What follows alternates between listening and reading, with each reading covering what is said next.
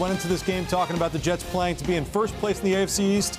Now they are in last place in the AFC East. We welcome you to Jets Postgame Live. Steve Gelbs alongside Bart, Scott, Willie Colon, Connor Rogers. And overall, guys, where do you start here? What do you look at with this game? I mean, the Jets have nobody but to blame but themselves, and squarely on the offensive side of the ball.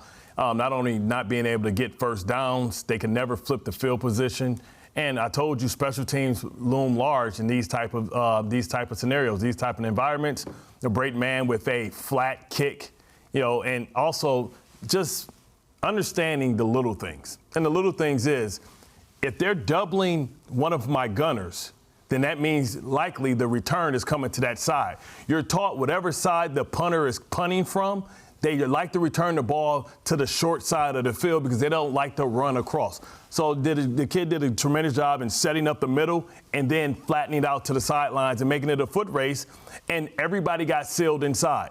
That's a lack of awareness. Situational football is what it comes down to, and the Jets were horrible in situational football. And the fact that they couldn't get any offense, and the fact that they never changed personnel, they never decided to say, hey, this ain't working. It's like we're just going to continue to try and to make this personnel work.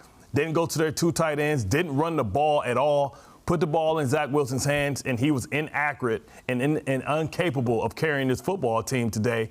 And I don't know why they didn't run the football, why they didn't try and run the football.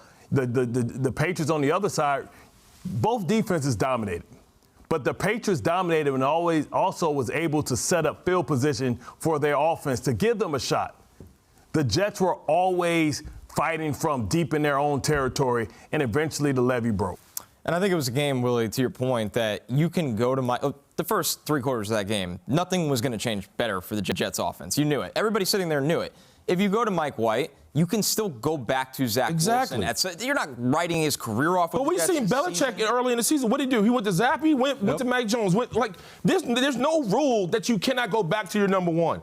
But give your offense something. Give your team something. Don't just. It's like the whole redundancy of it is so like. And you could tell that the players were starting to get frustrated. Like, Garrett Wilson was demonstratively frustrated. Denzel Mims at one point. I mean, Zach was missing pretty wide open throws and putting the Jets in bad situations after first downs for the most part. You can't miss screens, right? I mean, listen, once that bottom falls out from under you, then it's – and why are you prepping Mike White, right? A couple weeks ago, they came out with the big announcement, Joe Flacco's not the backup anymore. We have to see what we have in Mike White. Well, what's the point? This is a great opportunity, too. This is probably – if not now, when at this point? And